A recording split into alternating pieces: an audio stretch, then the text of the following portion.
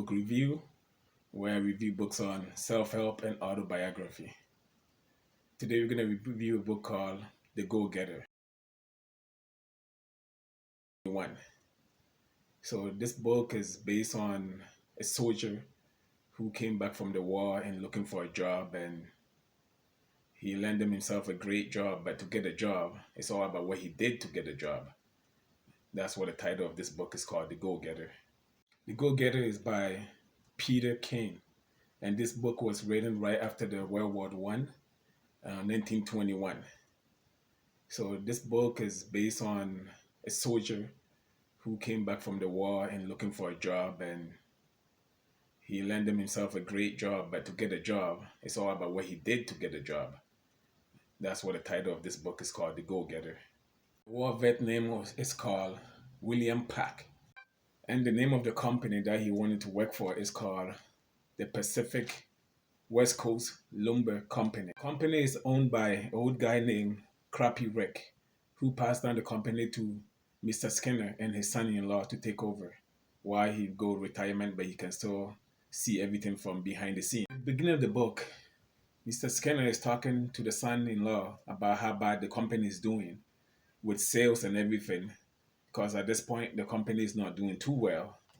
So that's what they're talking about in the beginning of the book. Also because the manager in Shanghai always call once or twice every week, and instead of coming with good news, always coming with bad news, and even the smallest problems he has that they think that he can solve himself, he's always calling them to ask for a solution while he's supposed to be solving these problems himself. While they're talking, William Peck shows up, and he only have half an arm because he lost in the war. And the first word he said to them was, "I've come for my job." And Cappy Ricks said, "What do you mean you've come for your job? You sound like a man who is not going to be rejected." He said, "No, I'm not going to be rejected because I've come for my job. And I have experience in sales. I will do really good in this position." Cappy Ricks said to him, "Look, I like soldiers and I serve in the army myself. And you look like you're a go-getter.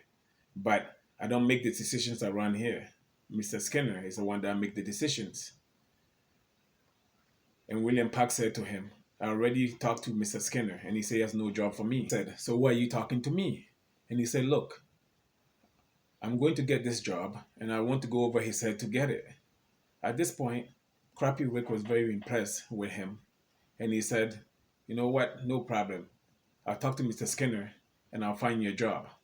So Rick talked to Mr. Skinner and they did get him a job. And later on, when Rick went to town, he happened to see Williams on the street, and he showed him his business card and said, "Whoa, boss, what do you think about my business card? It looks good, doesn't it?"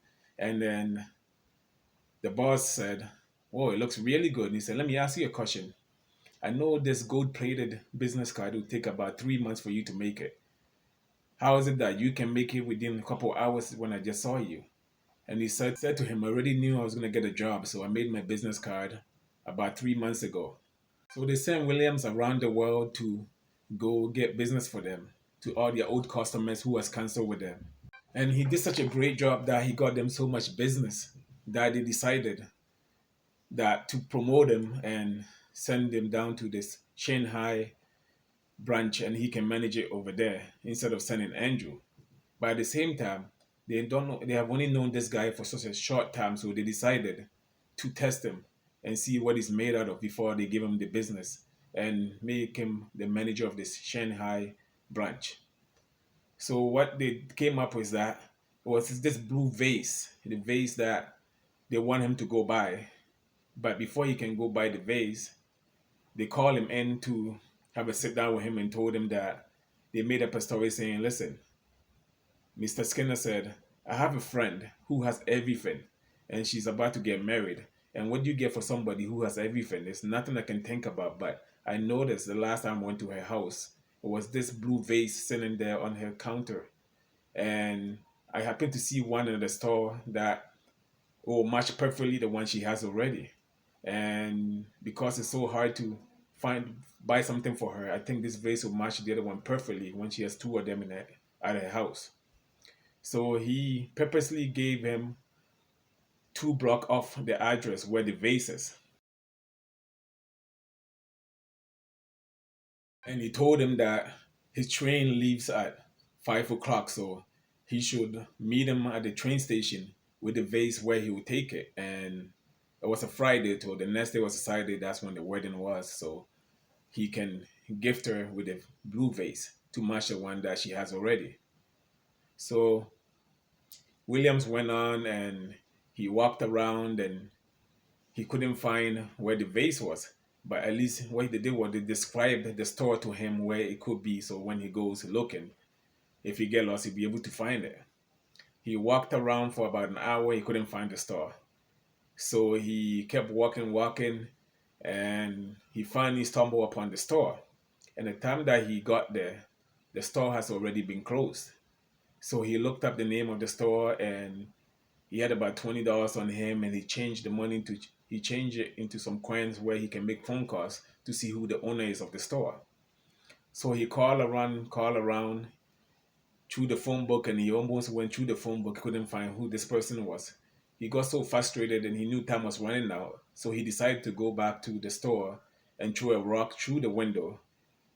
That way he can get the vase out and leave a note. So the next day he can come back and pay for the vase and pay for the repairs. But the time he went back, there was a cop sitting right around the corner. So that was a bad idea now. So he can't throw the rock through the window anymore. So he went back again. He called and he called. And he finally found the owner. And he told the owner that he needs to come back to the store right now and open it for him so he can buy the vase off him. The owner said there's no way he can get back to the store right now because he's been drinking and it's not a good idea for him to drive back there. But he did tell him that it's on on top of the store. It's an apartment building that he can go in, and it's a gentleman that could open the store for him, and he can buy the vase off him. So if he went upstairs to the house, and the gentleman's mother opened the door and said, "Well, too bad he's not here. He went out for dinner." And he asked the mother, "Do you know where he went for the dinner?" And the mom said, "I have no idea, but this is the places he likes to go eat." So he went around looking for the whole place and he still couldn't find him. So he waited there till finally he see the gentleman coming because the mom described him to him. And he talked to him. And when he talked to him, he said, "Okay, let me call my boss and make sure that he's the one that told you that I can sell the vase to you." So he called and he gave him okay to sell it to him. But at this point, they priced the vase so high that he couldn't pay for it. So he told the guy, "Listen, here's my check right here. You can take the check and I'll sign it over to you and you can cash it tomorrow. I'll come back and pay you. I'll cash it myself." The gentleman said, "No, you can't. I can't give it to you. The only way I can give you if you pay for it." So lucky him, he happened to have some gold necklace on him that he got it from the wall. So he told the guy that how much it's worth and he can hold on to it. So tomorrow he will come back and pay him and give it back to him. So he finally gave it to him. At this point, he has about 30 minutes to get to the train station. And there's no possible way that he's gonna get there. Because however he gets there, he's gonna be late. The time the train would have been already left. But lucky him, he happened to have a friend who had a helicopter that can drop him off the next train station before the train gets there. So the friend dropped him off, and at this point, he been soaking sweat, and his legs are hurting him, and he has such a day that he just he just wouldn't give up what he had to do to get the vase. He finally got it, and he got dropped off. So when the train was coming, he stood in the middle of the train track, and the conductor pulled the brakes, and he came out and asked him, "Are you crazy?" And he said, "No, I'm not crazy, but what I have here is very important gift my boss needs to give to someone at a wedding for tomorrow." So they stopped and he went in. And when he finally went in, he went into the VIP section of the train. He saw Mr. Skinner, Crappy Rick, and the son-in-law sitting there laughing at him. He was so pissed off that they were laughing at him. And he said, "So all this was a joke to you guys. You guys know what I have to go through to get this vase." And they said, "It might be a joke to you, but he did this for a job." This book is very interesting book because when you look at it, is about setting up your mind on what you want and what you want to do in life. And it's nothing is going to stop you.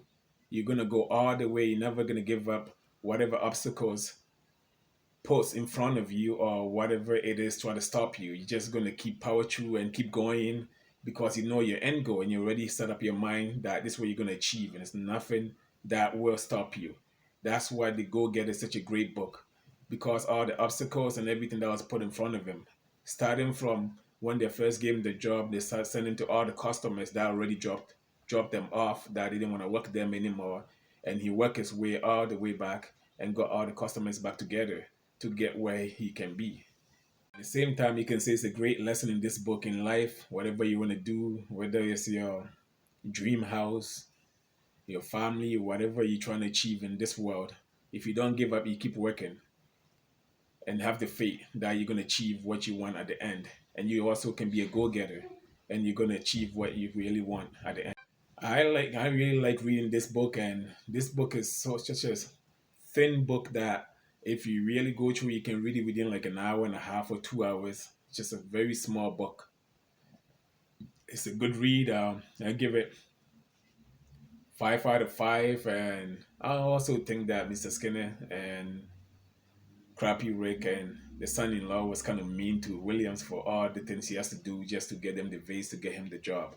And I also understand that they try to see if they can trust him and they know who they're going to put for the branch manager at their Shanghai branch. But at the same time, well, he did what it took to get a job, and he did a great job that he finally got a job he wanted. But even when you think about it, he already made the business card and he knew he was going to get a job before he even went and talked to them. And nothing was going to stop him. He wasn't going to take no for the answer. And he did get a job that he wanted. So it's a great book. If anybody wants to read the book, you can pick it up on the links in the description from Amazon, or you can also listen to it on YouTube audiobooks. But just me, I prefer to read the actual book, just like the feeling of flipping through the pages. And it's also good to, you can also listen to it too. But I find it when I'm driving, I'm listening to books, my mind kind of wanders off a bit. So that's why I like reading the actual book. So whatever your preference is great. Pick up the book or listen to you on YouTube, and have a great day. I'll see you on the next one. Bye for now.